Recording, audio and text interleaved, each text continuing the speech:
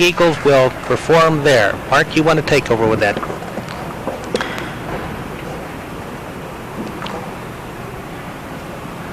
All right. First here we have competing a fellow by the name of Matt DeGidio. He is one of Kennedy's younger gymnasts. I believe he is still no, he is a sophomore at Kennedy this year. And you can really see by what he's doing here, he's fulfilling one of the many requirements in a floor exercise routine, one being a press to handstand to be held, having a little bobble there. There will be points taken off of his final score for that mistake.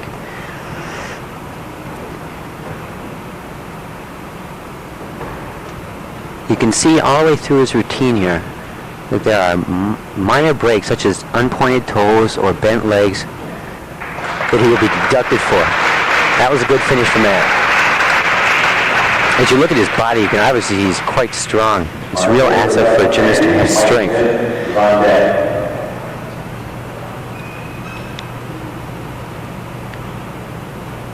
In scoring gymnastics, there are two judges, and after an event is event is over, each judge will score, and they must be between 9/10, and it usually takes about 30 seconds to complete the score.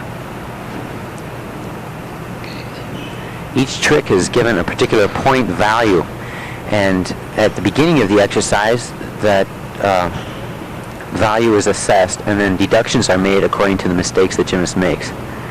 Thus, you end up with the ending score there. It's a lot of work for a judge to try and keep track of what skills that gymnast is doing, their value, and then deductions that go with them. So these men really have quite a job on their hands out there on the floor.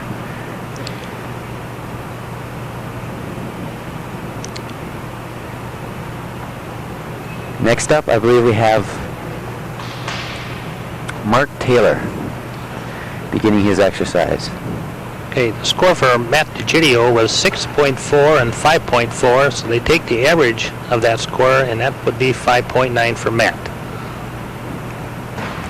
You can see, in remembering also from Matt's routine, that the gymnasts work both in tumbling backwards, such as the back handspring going over backwards, and forwards, like you saw Mark just do, a forward handspring into a front flip.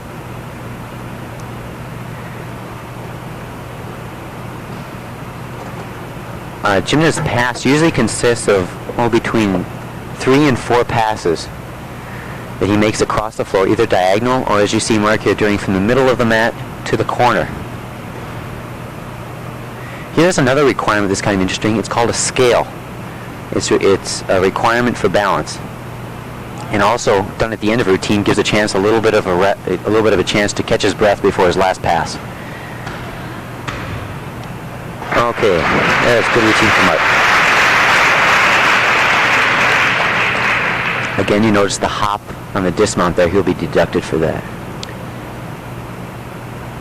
Each team has may work 5 boys on each event, and then the top 3 scores are kept and added together and is counted as a team score. So I'm not sure we'll see all 5 for Kennedy tonight. There, we understand one boy came up with a bad ankle, and we probably won't see him tonight.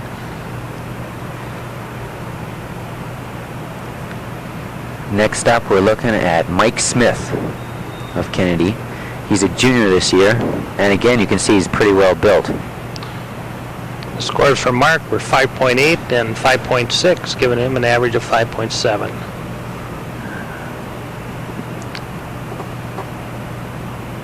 Fulfilling that press requirement. As you can see, Mike is working really quite clean.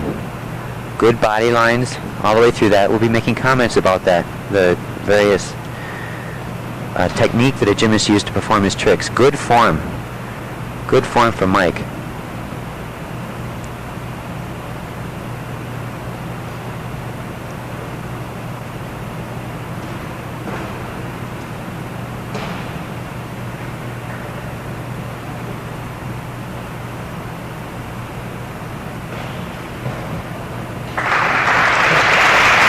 You can probably tell by the sound of their feet pounding on that mat that it must be something quite hard to be tumbling like that on. Well, it actually is. I can tell you from experience that it is. These are wrestling mats.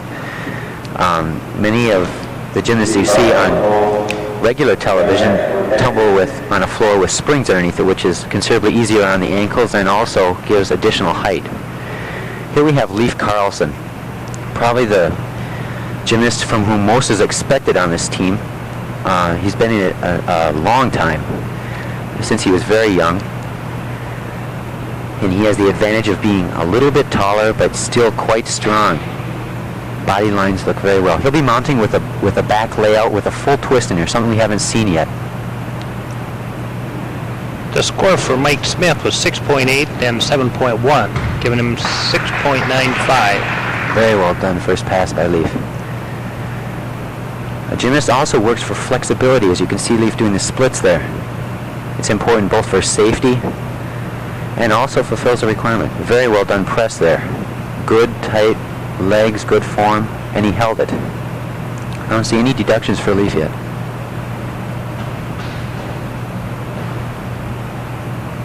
Working a little bit of dance in there, and the accomplished gymnasts will always try and perform with a little bit of grace, as we saw Leif do there. Here's Leif's scale, getting that rest before his last pass. And he'll be dismounting again with a full, I believe.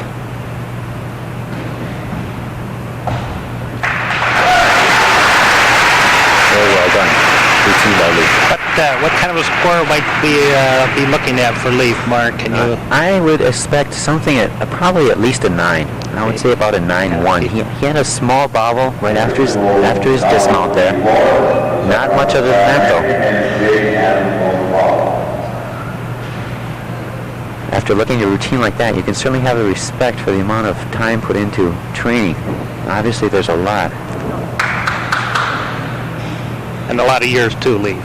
Not just at the fall, but the whole, been in there about 6, 8, 9 years. Oh yeah, yeah.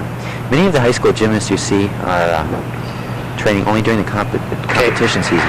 We have scores for Leif. That's 9.2 and 9.3. First gymnast for Jefferson is Scott Ranning.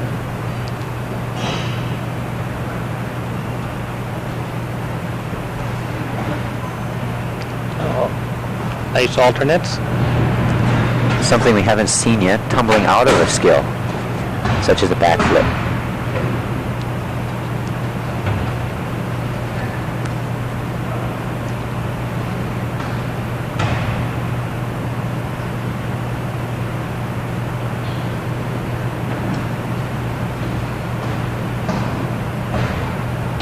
And a nice finish.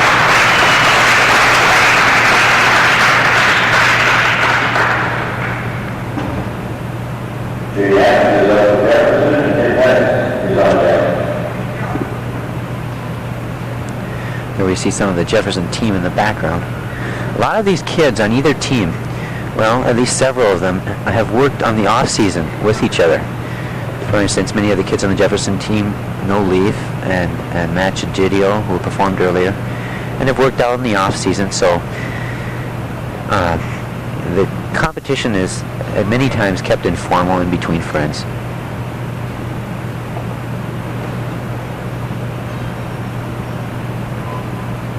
Okay, the scores for Scott are up, and that's, he has a 6.9, 7.1 for a 7-point average.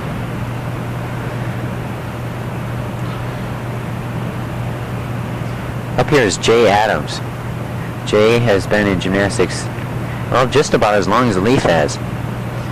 As you will see, a number of the other Jefferson gymnasts also have trained for years before this.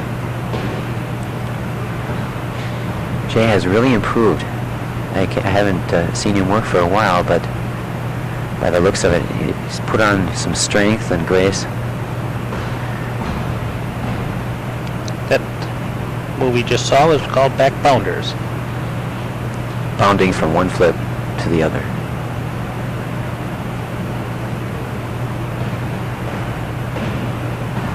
Again, we see tumbling out of a skill, something we didn't see from the Kennedy team, a bit of originality. Now might be a good time to mention that also these gymnasts will be getting back points.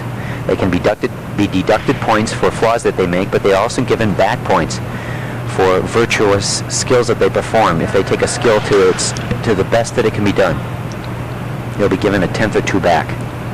The next gymnast you see coming up now is Tim Hess. Tim, as maybe you can see, is a little bit smaller than some of the other gymnasts. However, this really gives no indication to his ability at all. He, aside from gymnastics, works very well on the trampoline.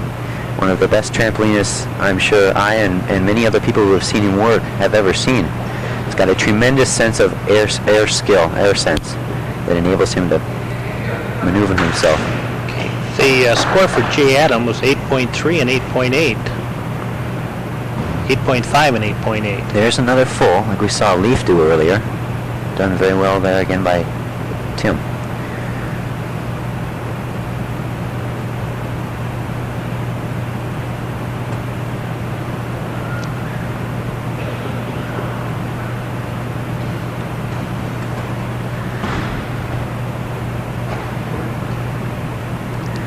Many times you'll hear of a certain skill given a name after the person who originated it or the country that they may have come from. The skill that Tim did a couple passes ago is called an Arabian front flip. We'll be seeing some more of those, and I can make highlight of them then. But it's called an Arabian front flip because obviously somebody from Arabia probably performed it first. One arm back handsprings, a little bit of originality there, and he sticks his dismount. Had several strong performances by Jefferson gymnasts to start out their meet here. Okay, that was Tim Hess. The next competitor will be Glenn Hill. I suppose the same way that Leaf is the most expected gymnast of performance on the Kennedy team, Glenn is likewise on the Jefferson team. He's performed consistently quite strong for them all year, particularly on pommel horse, but also on the other events. Floor is another one of Glenn's good events, and we're going to see what he comes up with here. They start each performance by signaling the judge there, as you just saw. Okay, Tim's score was 8.7.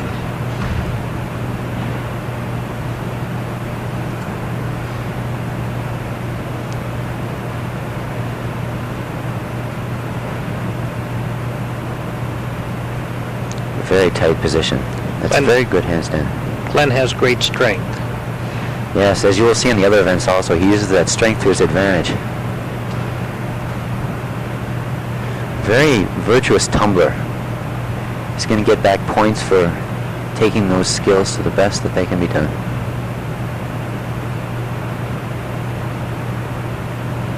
There again, we see some dance incorporated into the routine.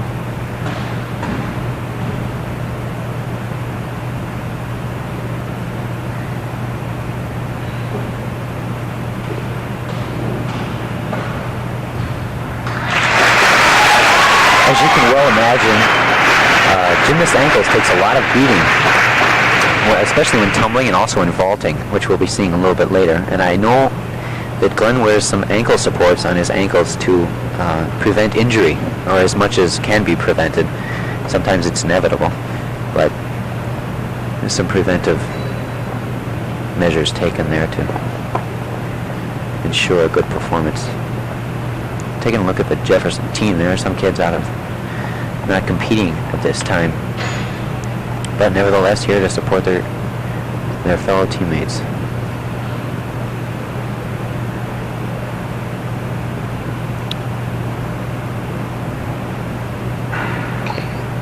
The score for Glenn Hill on floor exercise 9.1 and 9.3, giving him a 9.2 average. All right, and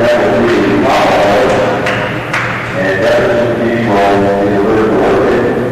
They'll start off with Paul Hudson, followed by Tim Hess. We're now going to be going to pommel horse, and it might be also now a good time to mention that the order we'll be following events here goes in order of floor exercise, pommel horse, rings, vault, parallel bars, and high bar. That's termed the Olympic order. It is the order in which competition follows when competing in the Olympics. The team score on the floor exercise, Kennedy had 21.75 and Jefferson had 26.55, which is an outstanding team score on floor exercise or any event.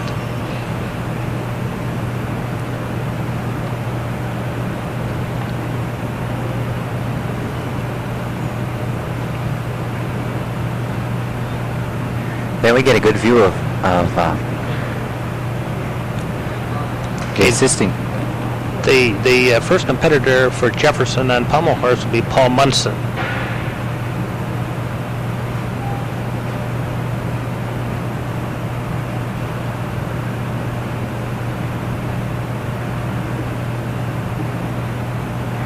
You'll notice throughout the pommel horse routine that gymnasts will be deducted for various breaks the same way as on floor, either for sitting on the horse or breaking form in the legs or toes, and the judges deduct accordingly.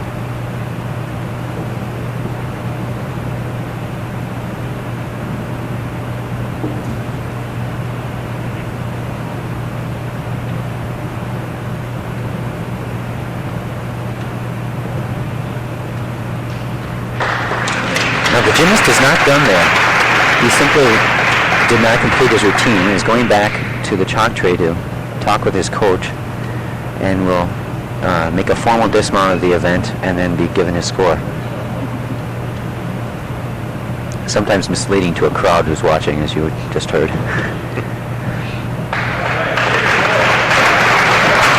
Paul Munson from Jefferson. There's a good view of our coaches there. We have Mike Arrington and Gary Green, two people who have been in gymnastics quite a long time and involved with the sport.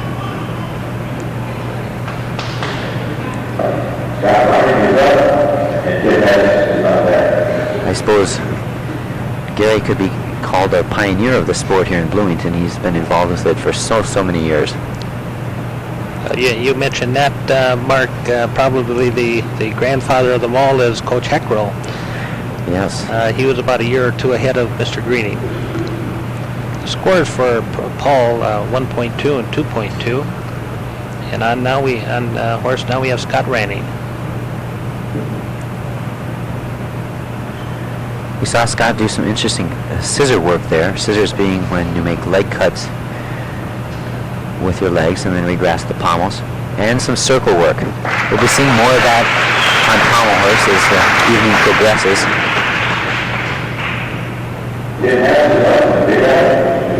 And there is a requirement on pommel horse for that scissor work and also for circles. And here, just like on floor exercise, each skill is given various percentage of points that is added up for the total score, and then form deductions, etc., are made to arrive at the score that is given.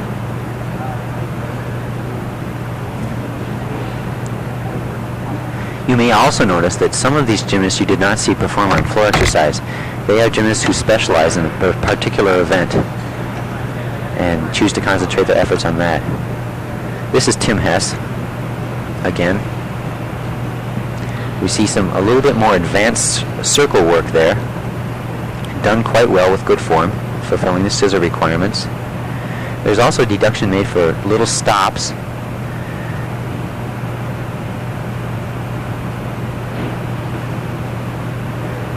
Well, he made it off. That was, by watching his warm-ups there, I was kind of concerned of his making that routine. He did quite well with it. Next up we have Jay Adams again.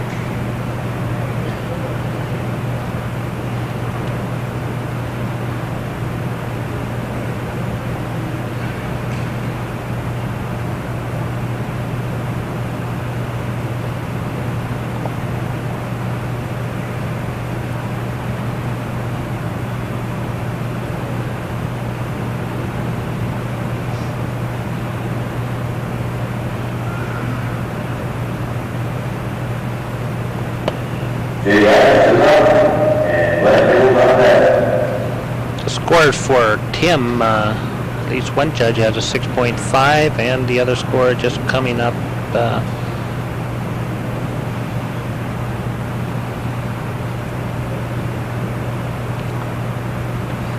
he has a 7.0. So that's a 6.75 for Tim. As we look at Jay's circles, they were real high with good form, kept moving. Small sit down there, will be a little bit deduction.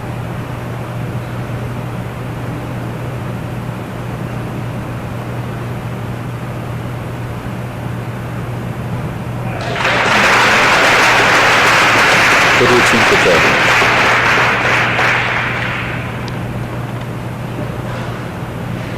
Okay, Jefferson's last gymnast coming up tonight on pommel horse will be Glenn Hill. Now, of all the events that we'll be watching Glenn perform, this is by far and away his best event. He has attained skill in this event very comparable to college-aged gymnasts. Might mention, Mark, that Glenn scored a 9.7 at the Minnesota Classic meet, and that's the highest high school score ever to be recorded. Yeah, certainly on pommel horse, a high one to attain too. We're seeing flare work, which will be circles done with his legs apart. He begins his routine traveling from one end of the horse to the other in this position. Very, very impressive. Okay, the scores for Jay was 7.85.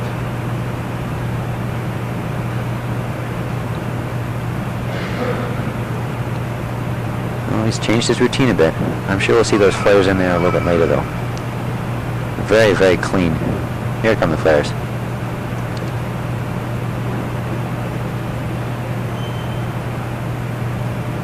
Keeps moving. You see no breaks in Glenn's routine here.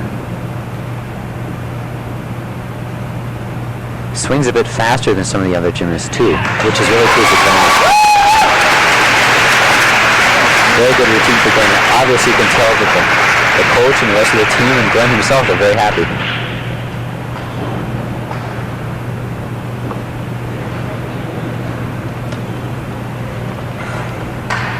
Killed me.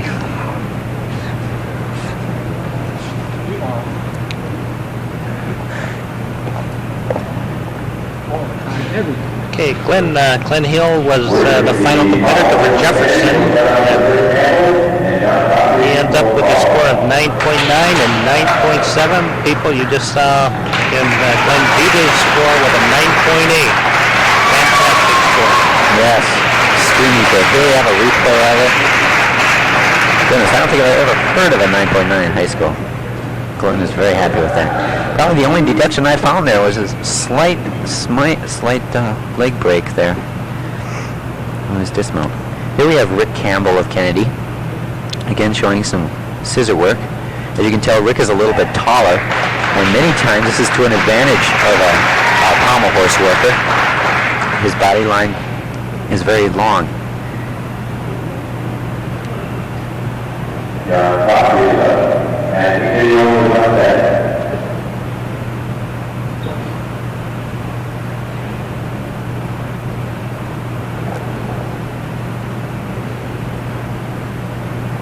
You may see that white stuff that Matt is putting on his hands there. That's by technically termed carbonate of magnesium, more commonly called as chalk. It just is spread on the hands to absorb perspiration so that the gymnast doesn't end up slipping on his own sweat. It also reduces friction. Here we have John Coffey of Kennedy. You notice those socks on his arms. He may be having some problem with forearm splints, much the same as shin splints in a runner. Various injuries that a gymnast has to deal with. There again, fulfilling his scissor requirement. Sitting down a little bit there, but finishes the routine well.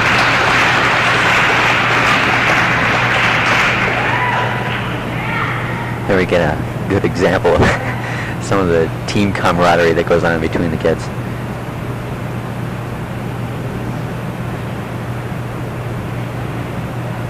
Here the gymnast is probably going through his head exactly those things which he's going to perform in several seconds. It's called mental imagery, and is real important in the aspect of competition for a gymnast. Goes through that routine, envisioning it in its most perfect form and sense before he actually gets up on the horse and tries to perform it in the way that he envisioned it. very philosophical sport, I might add, this gymnastics. The score for John Coffey was a 3.9.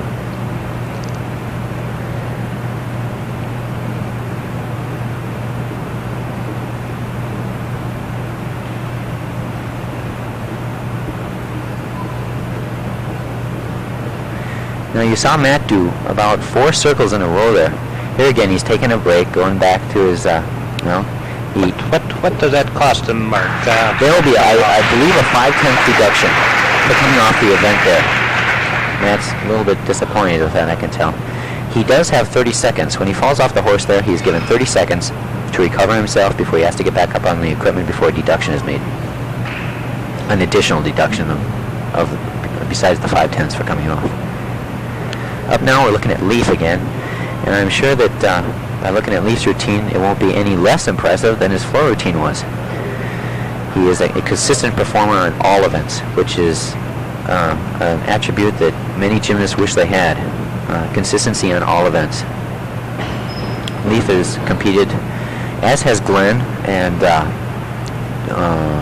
Jim Scrocky of Jefferson, who won't be competing this evening. But he's competed in several national competitions in the all-around and ended up placing quite well. Begins with a mount to handstand. It was something that we haven't seen at all yet.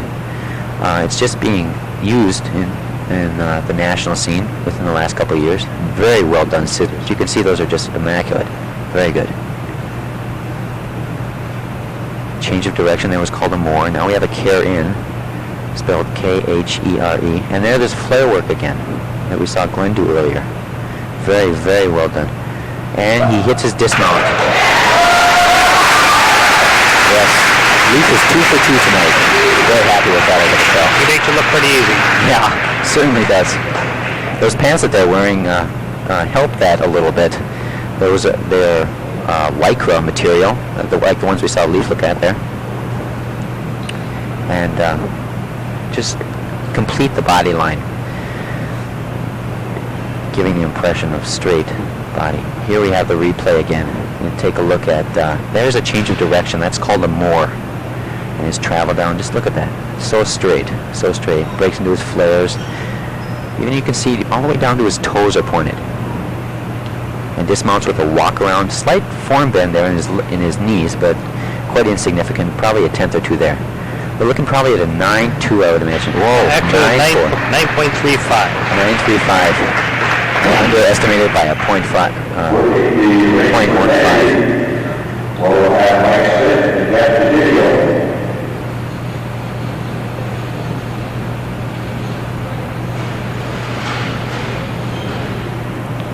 Now we're moving to the rings, our third in the Olympic succession here.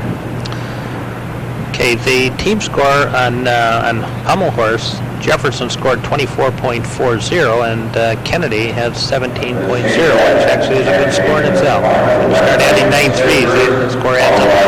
Yeah, it certainly does.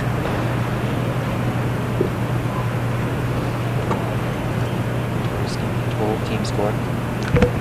Yeah. So the score after 2 events, Jefferson has 50.95 and Kennedy 38.75. The boy up on rings now is Mike Smith for Kennedy. Here's where you're going to see a lot of the strength of a gymnast come through on rings. Dismount ago, we're always looking for that stick in the dismount, which we saw Mike do the landing without any bobbles. You can see the gymnasts, some of them have tape around their hands. They have to look carefully. Many times, after swinging for a period of time on the rings or high bars, we'll see later, your hands get quite a beating and require some care. There again, you can see the white chalk that they're spreading on their hands. Now we have Matt Henry. He's our team captain.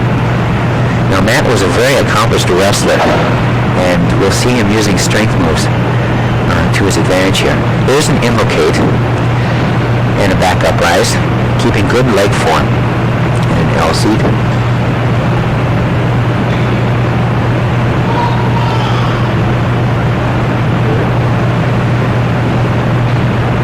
I would imagine that Mike probably fell out of that trick.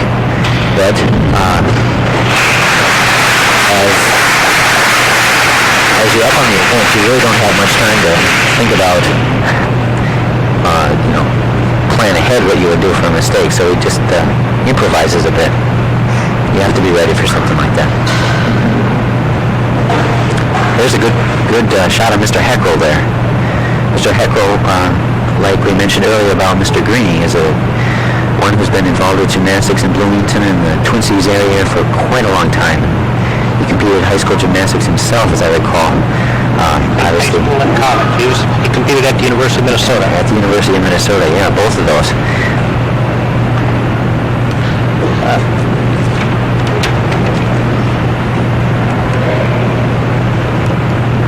Here we have Matt Gididio.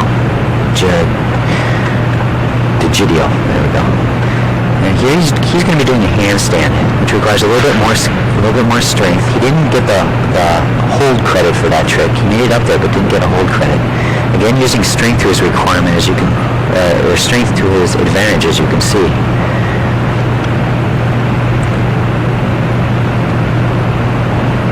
Another inlocate. And a straddle dismount. We've been seeing quite a bit of that by the Kennedy gymnasts.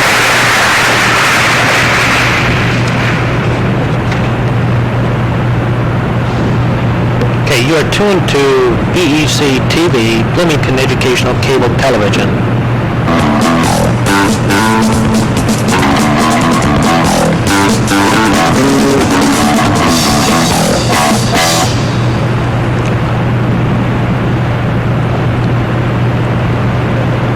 Next up, we'll be looking at a fellow by the name of Sean Henson on rings.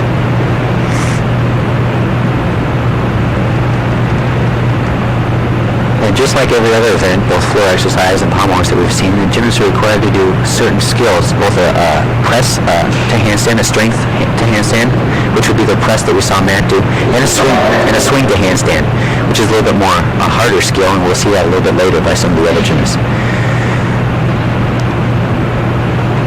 And if a gymnast does not fulfill those requirements, he's deducted accordingly and scored only on what he does. Here we see another press to handstand by Sean. Pretty well held there. That was a good hold.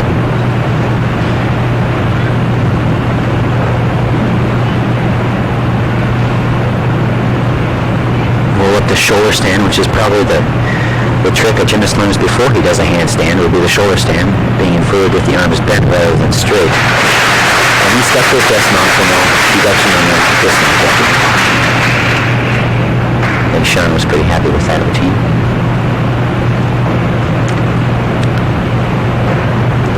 You might notice also that the coach stands under the event during the gymnastics routine. We'll be seeing more of that on high bar later. But on rings, it's also very important that the coach be there to assist the gymnast if he gets into any kind of trouble, which may be hindering to the rest of his career. Swinging back and forth in the ring? Yeah, or an accident that may happen where the gymnast falls. The coach would be there to hopefully save him from injury. Here we have Leaf again. Now we'll be seeing the swing to handstand requirement in Leaf's routine, whereas we haven't seen that before, at both a swing and a press. Be looking for those body lines again that I mentioned earlier. Nice, straight. Those are two dislocates. There's his shoot to handstand, well held, and backwards to handstand. Now Leaf will have full difficulty in this routine he's doing, so he'll be starting from a 9-6, I believe, and deducted from that or given points back. There's another strength move we saw called a plunge, where he held himself on a horizontal plane to the floor for 3 seconds, fulfills another strength requirement. Now the lower down, you'll be seeing a dismount, double tuck, and one small step, but nevertheless, very well done. Very well done.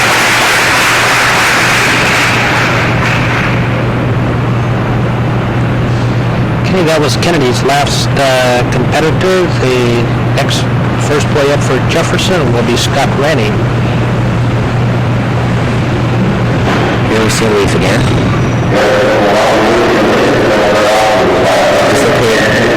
Look at that body. It's really straight. Real straight. Avoids any excessive arch in the back or a pike. Very good. Very good. It's a good example of the time that takes to perfect that. Nice plunge.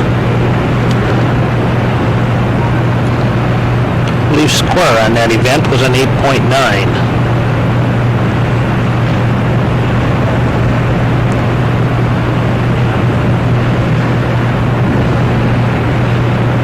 And a good dismount. Again, we saw those dislocates from Scott there. Not quite as developed as Leaf's. However, you have to keep things in perspective here. Scott hasn't been in gymnastics near as long as Leaf has. And, keeping things relative, it's an accomplishment for Scott.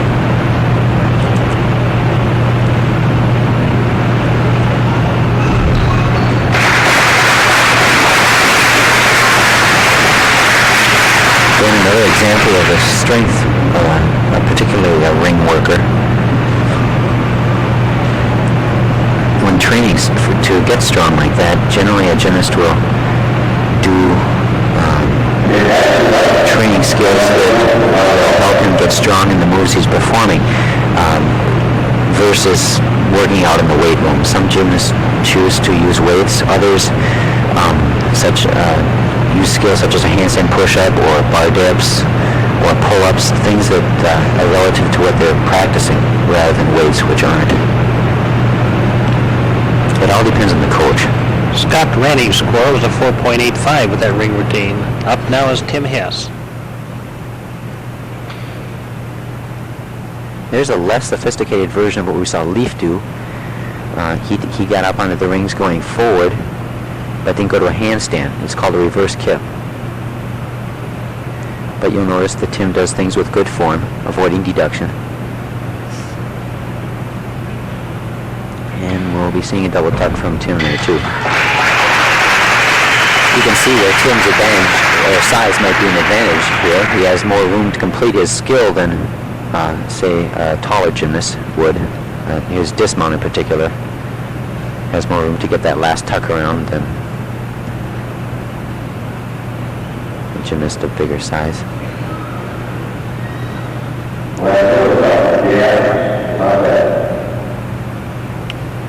Okay, next boy for Jefferson will be Jay Adams. There's the replay of Tim's reverse kip and a held handstand.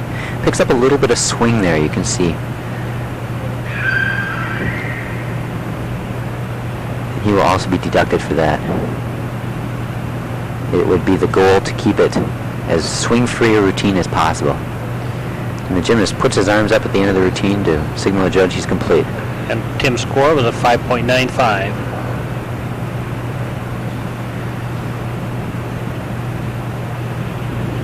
Here we have Glenn using strength definitely to his advantage. That was a pretty well done plunge there.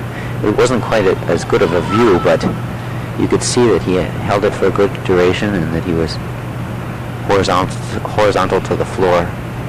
There we see the swinging handstand requirement of Glenn again, and a bailed double tuck. That was quite good. I know from working with Glenn before that rings has been a weaker event of his, and it's good to see him advancing his skills a bit, particularly the swing.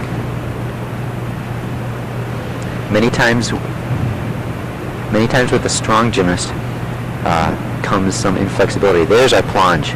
That was good plunge. Good plunge. Many times with a strong gymnast comes some inflexibility in the muscles, which can be a disadvantage. And Glenn has been working with that periodically throughout his career, some more inflexibility. Now, you may have noticed in Glenn's bail there that he, when comparing it to Leaf's, was a little bit more arched in the back, having a bend in his back, which is a very understandable mistake, but something a gymnast works to improve. Okay, Glenn Hill's score was an 8.4. Jay Adams is up now.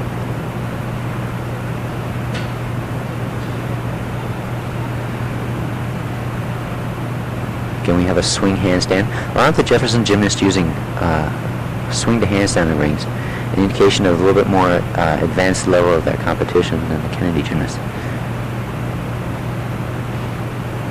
However, a difficult routine can in some ways be detrimental in that if a gymnast doesn't hit that routine, will lose more points than he would gain back by doing the difficult trick. And there we saw Jay, he picked up a little bit of swing in his routine there, which was unfortunate, and threw him off a little bit on that dismount. That may be the reason that he over-rotated his double tuck and fell back. But he just gets right back up and signals the judge he's done, and he will be deducted 5/10ths of a point. So that is really quite a bit, you know, when you take a look at the total pointage that they've got here of about 7, 8, or 9. The ultimate score would be a 10-0, but the closest we've come to that is only several tenths, and that was by Glenn's routine on horse. There's a front lever. Now, that can be either done with your legs behind you or your legs in front of you. Jay chose to do it with his legs in front. Here we see him pick up a little bit of swing, does his double back, and over-rotates. Okay. Unfortunate, but you can see Gary greening right in there to save him from any kind of injury which would be impairing. Okay, Jay's score on that with that routine was a 7.5. I'd like you to remind you are tuned to the BEC-TV, Bloomington.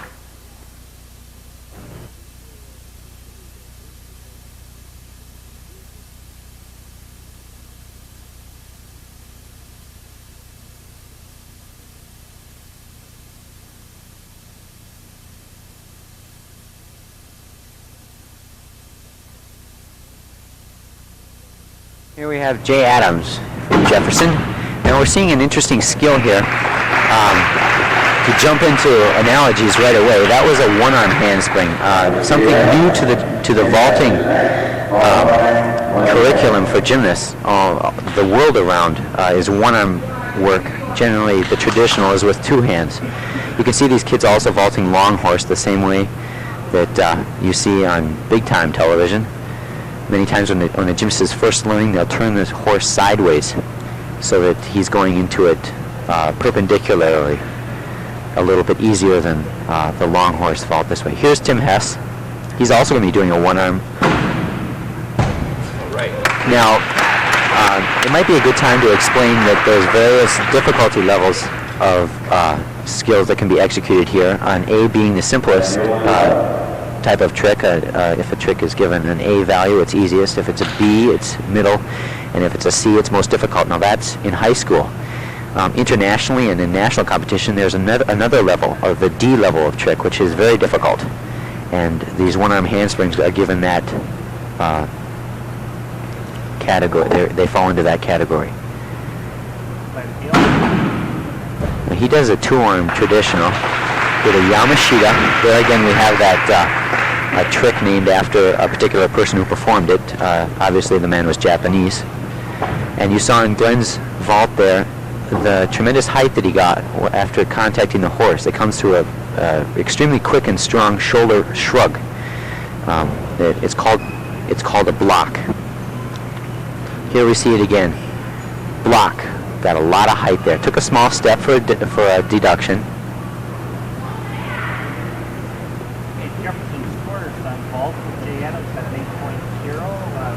Jim Hess 8.5. The vaulting event goes a little bit quicker than other events, in fact considerably quicker, because they are not on the equipment as long, whereas other routines last between probably 30 and 40 seconds, aside from floor, which is about 70 seconds. The vault probably between 10 and 15.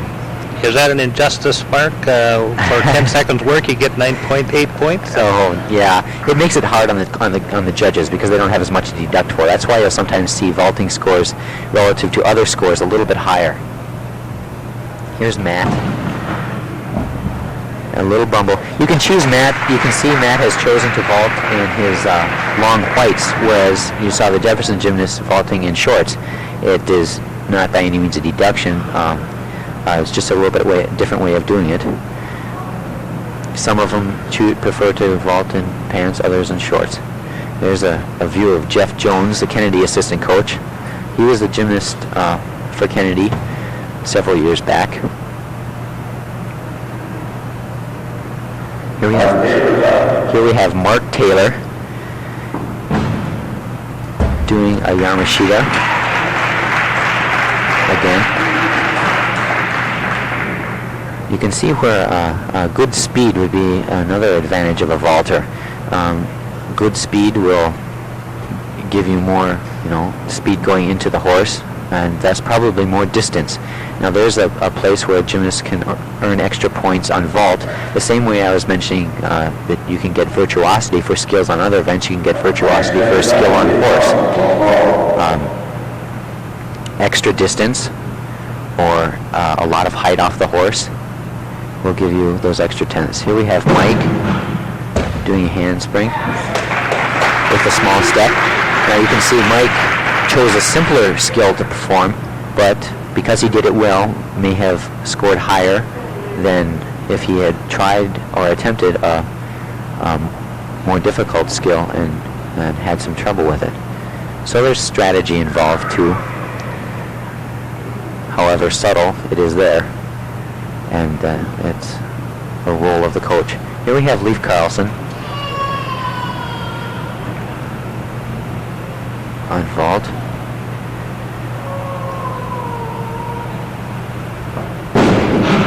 Now take a look at that distance. Now that is incredible. Probably 1.5 times what we've seen previous to this. He will be awarded extra tenths for that. Kept good form. And that here we have a replay. Boom! It's the shoulder block. It's all who gave it to him. He had a fast run, got a lot of shoulder block, and he flew with it. Well, will Leif be using a different vault in the state meet, or will he go with that? I would assume he's probably going to go with that. He last year. Now here's another good time to mention that many of the, a good number of the gymnasts you'll see competing here go on to compete in the off season for various private teams around the state that exist.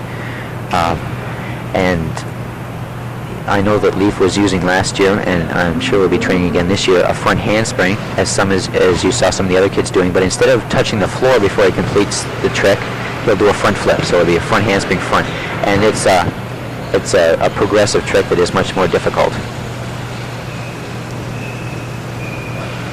I don't think he'll be using that next weekend at the state meet, though. All right, the score after 4 events, Jefferson has the lead. They have 97.65, and Kennedy has 80.55. The next event will be parallel bars. Give us a little rundown on what you might see there, Mark.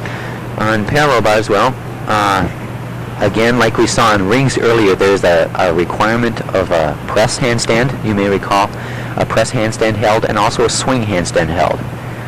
So we'll be seeing those for sure, and then an array of dismounts ranging probably from a handstand pivot off, termed a Wendy dismount, and I'll make mention of that when it comes up, and also a back flip off, and I'll also note that when it comes up. A front uprise. Now that was it's called a Stutz, and that was a half turn to regrasp. And there were 2 back Stutzes. Okay, he did it swinging forwards one time, and then it did it swinging backwards the time before. And there's John's dismount, a flank off the side.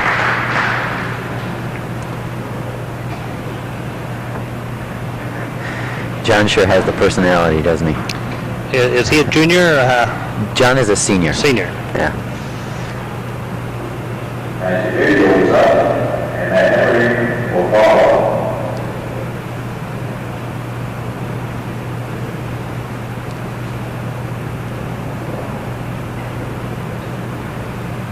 See, he's having a little trouble with his legs. Each time his legs open up, that's a deduction. You want to keep your legs together with straight knees. Yeah.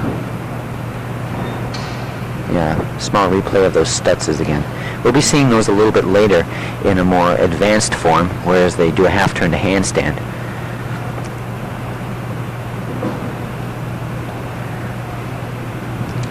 There's Sean and John. Right now, we have a conference between 2 judges. What's happened here is one of the judges has given credit for a move maybe, or one has said that's not a move, and consequently the score is too wide, the range is too wide, so they have a conference and get closer together on their scores. And they settle their differences there and then come back. It's often, especially in a position like this where score is quite important, well, I suppose in all meets score is important, but more in some than others. The gymnast is waiting anxiously to see whether the judge that was low comes up or the judge that was high goes down.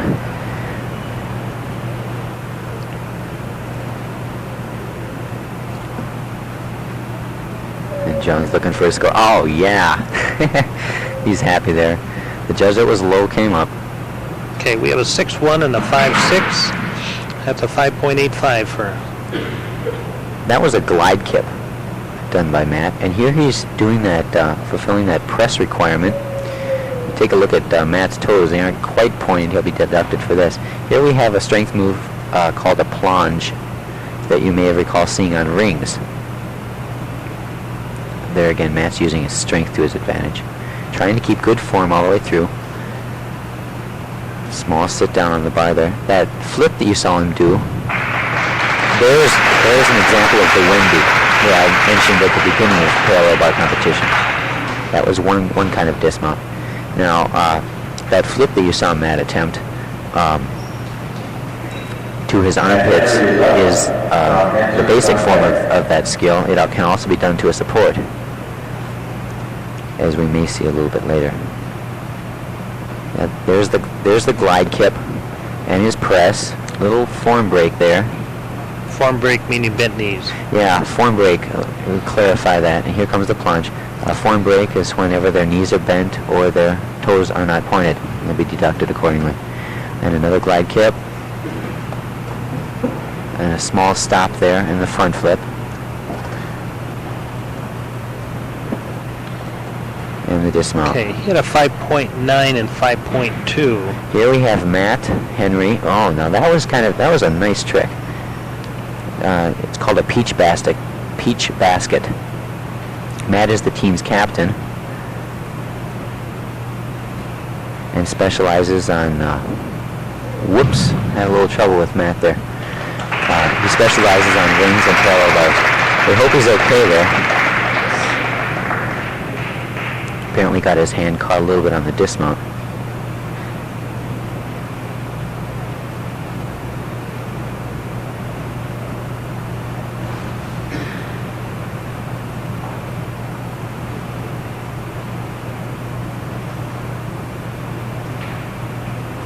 We have a replay here. Yep, there, missed his hand a little bit. Got his feet on the ground and stood right back up. Sean Henson is up. Steve Carlson, contact. Sean Henson. Again, you can see that tape on his hands. He was showing me at halftime the very, very vulgar rips he had on his hands where the skin was torn away. He uses that tape to protect them. Can't believe the pain he's probably going through right now. And there's his press. Didn't quite hold the handstand, but got up there. There's our glide kip again. Pretty common move you'll see. And another front flip.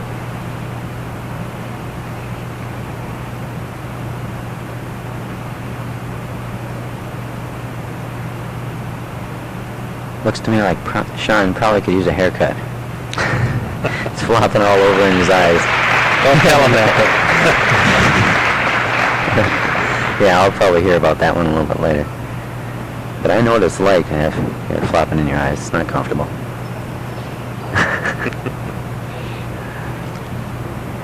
Here we have Leith getting ready for P-bars. You can see that those bars are adjustable there. They can turn them in and out according to the width of their shoulders. Some gymnasts are smaller and others, of course, are bigger, so they can adjust them accordingly. And they tighten them down so they don't slip while they're performing their exercise.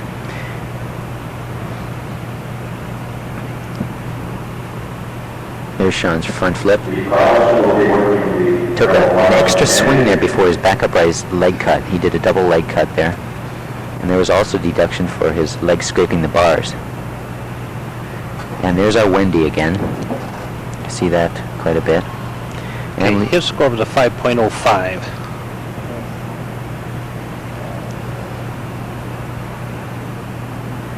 And Leaf's getting ready for his routine. Begins with a glide kip, double leg cut immediate. Now that's a C value trick. And the plunge held. Again, make notice of Leaf's body line. Very, very tight. Look at that. Body line is just straight. No arches or nothing. Or anything. For my English teacher there. Stutz handstand. There was that half turn to handstand that I said we'd be seeing a little bit later. That's also given a C value. And a layout half. There's the dismount, with the flipping dismount with a half twist. And Lee finishes up pretty good. He's got a full difficulty routine there. So he's, again, working from a 9.6 because of all those skills. Various difficulty levels add up to a 9.6, and then he's deducted accordingly. There's a good view of that glide kip, immediate double leg cut, done real well. Many times it's a tendency of a gymnast doing a double leg cut to scrape their legs on the bars, and we saw that a little bit earlier. But Leaf doesn't do that. Catches his hands right in there with his legs together. There's the Stutz handstand. And the other one gets credit for both of those. Front uprise, handstand, and he's getting ready for his, does a pirouette there, and a dismount, half turn. Good, a small step. Good routine. Leaf has been real consistent throughout this meet. Okay, that Leaf had a 9.2 on that routine. Next gymnast for Jefferson, first one is Scott Ranning. Scott is a senior at Jefferson. There's our glide kip again. And the shoulder stand, which is a less advanced form of the handstand. And his press requirement, bobbling a little bit there on his hands. He'll be deducted for that, but he ends up holding it. So he'll get credit for the hold. And a backward roll. And the kip. Swing handstand. There we see a little bit of form break in the legs and an arch in the back. And the back flip off. Gradually, as Scott works with that back flip off, he'll get more and more control of it, and it will look more cleaner. More clean. It will look cleaner. It will look cleaner. Thank you, Mr. Daniels.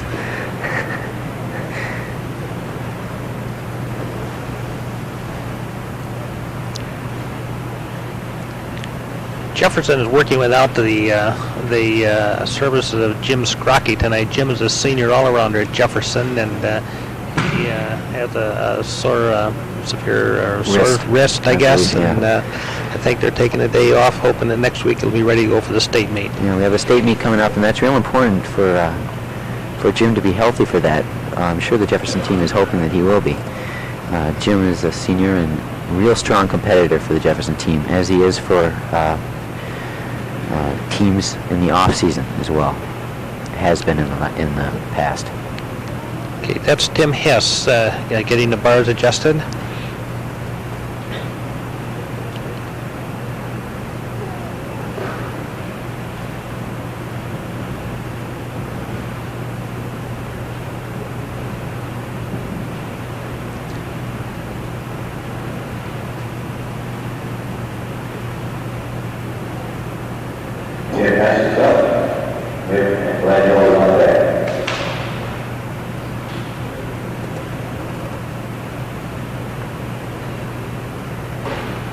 Now we're going to see what Tim is going to be mounting with here. There again we see a peach basket, it's called. Funny little name, but describes the move accordingly. And double leg cut to L, and his press requirement. Small form break, but makes it up there and holds a handstand. Normally how a gymnast holds that handstand is by using the muscles in his wrist. And the back way out with a half. A more primitive way of holding that handstand, I suppose you would see in a beginning level gymnast, is by arching his back or shifting his hips to either side of his center of gravity. A more refined gymnast would keep his body very stiff and use his wrist to control it. What brings about that refinement you mentioned, Mark? Is that strength or is it skill? it's very much a combination of both. Practice, like they say, practice makes perfect, to use that old cliche, and also the strength and working with your own body and being able to learning how to control it. Finding that body position, it oftentimes takes a gymnast a long time to be able to keep the body in a nice, hollow, tight position. Next up, we have Glenn Hill again, strong all-around performer. And he did there what Leaf did earlier, not quite as well, but with minor deduction. Now, back upright studs, that was well done. Hard trick. Hard trick. It's in the compulsory routine of the routines that he does in the off season, and I may touch on those a little bit later. And a good dismount for Glenn. Those compulsory routines, according to a gymnast's age who competes in the off season, a gymnast's age will be required to perform certain routines that are in accordance with their age, and they compete those routines at various private club-sponsored meets around the nation or the state, and those routines are set up by an organization called the United States Gymnastics Federation, which many of these gymnasts are involved in the off-season. And that particular trick that I'm making mention to, a back stutz from the back uprise position, is in that routine, and he's incorporated it into his high school routine here. Okay, Glenn's score was an 8.55. Here we have Jay. He did a cast of support and a V-seat there. Very, very nice trick. Very good. Got kind of a bad shot of it there. From the side, it's more spectacular. And there's Jay's stutz. Got a little bit of height on that. Fairly good tight form. And a glide kip again. To immediate double leg cut. Kind of missed his hands there, but recovers right away and does his layout half. Very nice dismount. Hit that routine. Got a lot of amplitude on that dismount. There again, we'll be seeing him getting probably a tenth back for his height on that dismount. It was quite high. Okay, that's our last competitor on parallel bars. Our next event will be horizontal bar. There's that cast. And now we're going to see that V-seat. There we go. Hard skill. Requires strength of the tricep muscles in the back of the arm and also in the stomach.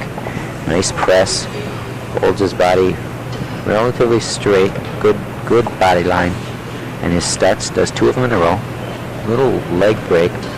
That minor again. Probably a tenth or two. And had a little trouble on that back leg cut. And there's the height on that dismount. Pretty well. Pretty good. Yeah, Jay's score on that routine was an 8.75. That's a nice score for a nice routine. There you get an idea of the amount of people that showed up tonight. Probably more so than with meets before. Okay, the team score after 5 events is Jefferson 122 and Kennedy 106.55. This is the last event of the evening. The last got running first. Okay, wait, remind you that you are tuned to BEC-TV, Bloomington Educational Cable Television.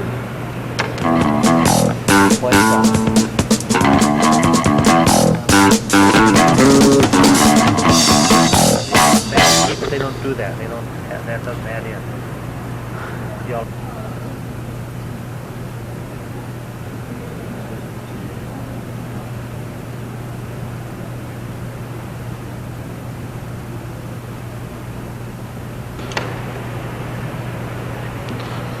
Here we have the high bar, probably, well, one of the more spectacular events in men's gymnastics. You'll see the coach in there all the time, ready to catch the gymnast in case it runs into some difficulty.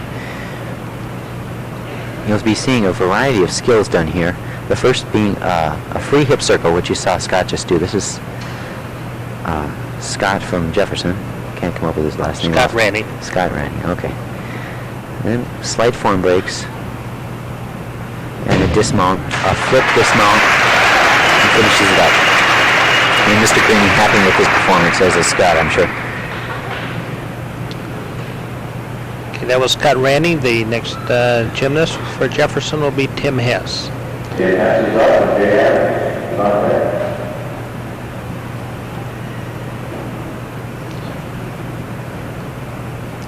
Jefferson just working with 4 people on high bar tonight, again without the services of Jim Scrocky. I suppose in levels of difficulty and danger involved, high bar is probably right at the top of the list there. I've seen several pretty gruesome accidents, but it can be probably traced to the fault of a coach, an inexperienced coach, or just pure accidents sometimes will cause that. There's a free hip circle, and now you're seeing giant swings, a complete swing around the bar, worth a B level of difficulty, I think. There's also a release requirement, which you saw Tim just do. He did a double leg cut and kip back into giants. And just like the other events, there are certain requirements, and a release is one of them. And Tim's dismount is a layout. That's good for him. Nice routine for Timmy. Timmy, that's his best well as I've seen him on high bar. He did a nice job there. You'll also notice various changes of direction, like you saw Tim Hess there, and you'll see gymnasts after this make a change of direction in their giant swings. It's called a pirouette, a French word meaning to change direction. I believe it's French anyway. Here's Jay Adams. Jay again in the past couple of years has really cleaned up his swing, so you'll see a nice, good tight body line throughout the routine, incorporating those giants and a release move. It looks like we have a conference between the judges here. They come right into the middle of the event there to discuss their differences.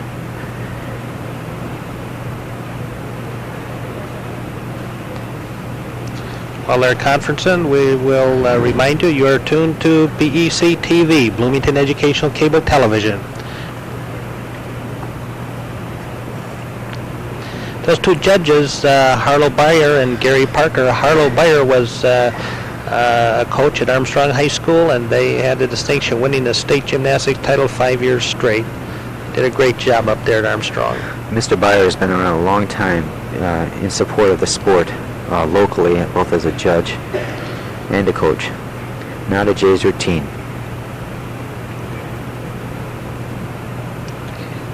And the scores for Tim Hess was 6.2. Back up rise, free hip. Now we have 2 free hips in a row. Common trick seen as a free hip to handstand. But definitely not easy. What you saw right after those free hips was called a Stalder circle, where he went around the bar with his legs apart. Looks like Jay ran into just a little bit of trouble on the kip there. That would be called a kip by using a swing to get back up on top of the high bar and into giants. I'll point out a kip a little bit later. So he just gets on top of the bar and casts into giants, does his pirouette there, the change of direction. And his dismount is a double tuck. And just like rings, he rolled right out the back. It's too bad. But it's kind of difficult sometimes to know exactly when to kick out when you're turning around backwards in the air like that. Well, it will be the last to do his routine this evening. And here we have Glenn again. Now this is an event where Glenn isn't going to benefit from his strength as much. There's a view of that Stalder that Jay attempted. His arms were a little bit bent and had a break in his legs, but probably worth 3/10 or so, and missed his kip. Does a pull over, get back up on top of the bar, and continues. Now you may notice that they have funny leather things on their arms, or on their hands there. They are referred to as hand grips. And we're back to high bar here with Glenn. Hey, Jay's score was a 6.55. And if you look carefully, you can see little red stripes on his wrist there. They're holding the leather around his hands, which protect his hands and also give him extra grip.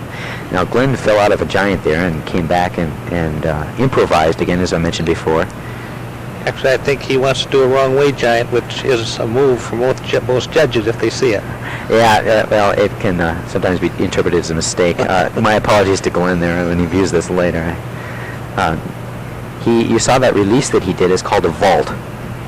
It fulfills his release requirement and gives him a B level of difficulty. And he does a layout for a dismount. And he's happy with that one. The meet's over for Glenn. Time to celebrate.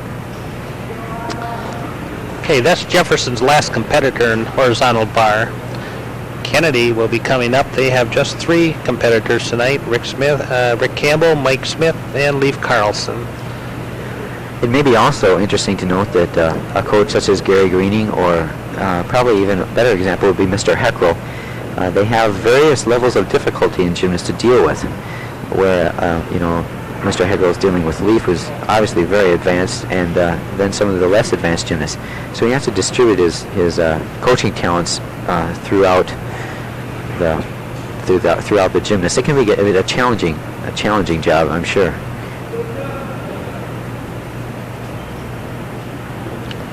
Score for Glenn Hill was 7.55.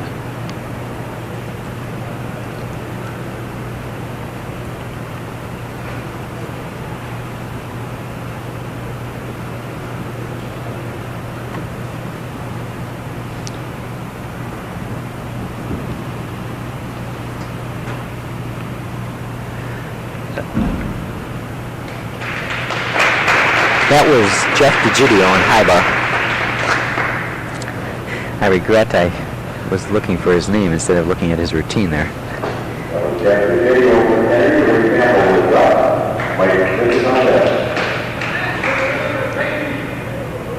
Here we have Rick Campbell.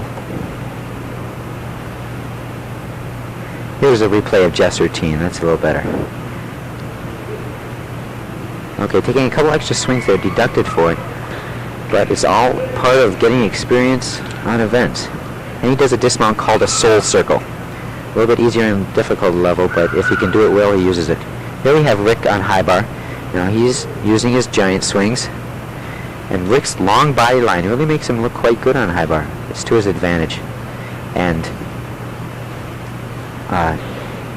like I began to mention earlier, and another soul circle, like I began to mention earlier, this event does not require near the amount of strength that, say, wings does. So a more long body type like Rick can still do very well. In fact, in some cases, maybe even better than a very bulky person, like not bulky but very strong.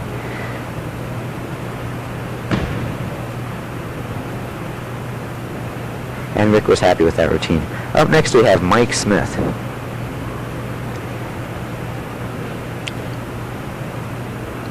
Going through that routine in his head, I'm sure. The score for Rick Campbell was 4.25. There you can see the white leather covering the front of his hands. Gives him additional grip.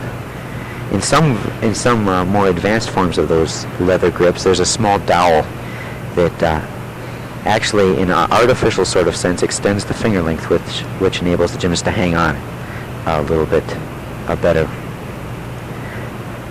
Oops, run into a little bit of problems there. See Jeff jump in right there and make sure that the safety of the gymnast is taken care of. See Mike doing his giants, wrapping around to... Now you may be seeing here a repetition of several skills in a row. Like for instance 3 trips or 3 back hip circles, however many they will be deducted for repetition of a skill if it's done more than twice. Mike ran into a little bit of trouble there, and as you can see, probably wasn't quite as happy with that routine as he would have liked to be. Next gymnast will be Leif Carlson. Mark, be sure to point out the way Leif gets into what we call an eagle. Okay, there's another, and just like we have a release requirement on high bar, there's another requirement of a giant swing called an L grip or an eagle, and that is where the wrists of the gymnast are turned almost backwards as he swings around the bar. And it's really a subtle thing. If you look at Leif's wrists, I'll point it out right away for that requirement. And Leif, I believe, is the only gymnast in this competition fulfilling that requirement. So Leif, you saw a good view of that staller there of Leif's. Now you see him turning his wrists are over the bar backwards, and he swings over the bar and hops out and pirouettes immediately, fulfilling his release requirement. So Leif has full difficulty here. He did a blind turn there, which is a blind pirouette. He's doing things so quickly, it's sometimes hard to keep up with it. And dismounts to the double tuck. Okay, really hit that quite well. You can see people in the auditorium here are pleased with this performance, as well as he is. If we can see a replay of that event, we can go through it a little bit slower.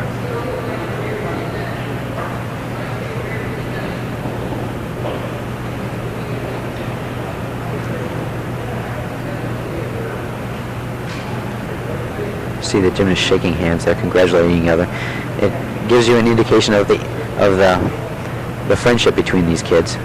Many of them know each other. Here we have Leif's routine. Goes into his toe on, toe off. Look at that body line again. Very refined, very refined. There's the blind turn and another pirouette to change direction. Picks up his giants a little bit, gets some speed, and lets go of the bar double tuck. And lands pretty well. Nice finish for Leif. That's probably Leif's best event. Now, what he didn't use there, what he has used in the off-season competition, is a more spectacular release called a Ginger, which is named after a German fellow, Eberhard Ginger, which is a flyaway where he releases the bar, makes a half turn, and then re-grabs the bar, which is a very advanced skill, and fulfills that release requirement with a little bit more virtuosity. And he also, in the off-season, he twists his dismount.